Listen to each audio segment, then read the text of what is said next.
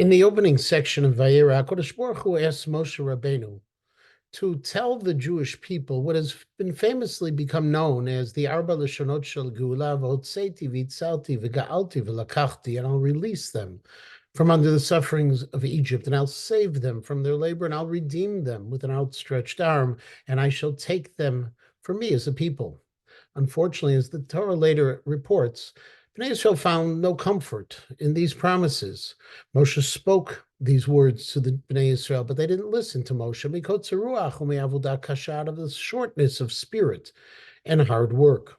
Overwhelmed and overburdened by Paro's recent decree that they have to collect their own straw for the bricks, and stung by the disappointment of Moshe Rabbeinu's failure to petition Paro to let the Jewish people go, they weren't able to look to Moshe with a sense of hope any further.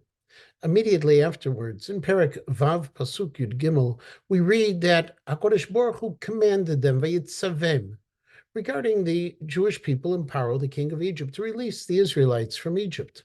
There are many different interpretations that have been offered exactly what this command of Yitzavem is referring to and how it responded to their inability or unwillingness to listen to Moshe Rabbeinu. Rav Dov Weinberger in his Shemin HaTov explains that HaKadosh Baruch Hu was actually instructing Moshe Rabbeinu to go back to the Jewish people and not bring them the Arba Lishonot Gula, but merely the very first one, Vahotzeti, that he was promising them that he would take them out because that's all they could really accept at this point. They were so deep into their servitude that they weren't able to even dream of the lofty aspirations of the Arba Lishonot Geula, of ultimate redemption. But at least they could believe that they would be able to be released from slavery. And therefore, HaKadosh Baruch Hu told Moshe Rabbeinu to go back and limit the promise to the Vahotzeti.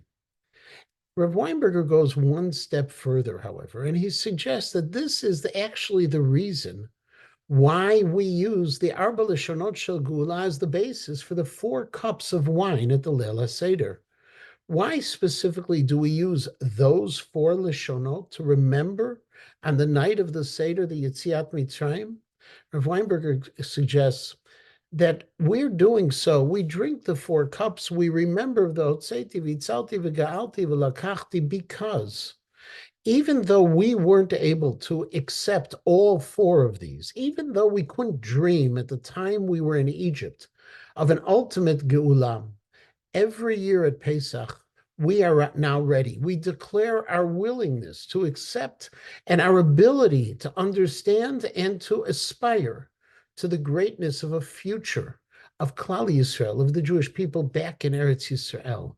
We affirm our anticipation of the time, not only Vahotzeti, not only of physical freedom, but also of a national redemption when we'll achieve complete spiritual freedom and return to the land in the stature of the Avot. Vahotzeti, v'Hitzalti, v'Ga'alti, v'Lakachti. Maybe they couldn't hear all 4 of those when they were in Egypt. But every year at Pesach, we tell HaKadosh Baruch Hu we're ready to listen to all 4. We can dream, and we pray that that will be the time of our ultimate Geula b'Mehera b'Yameinu.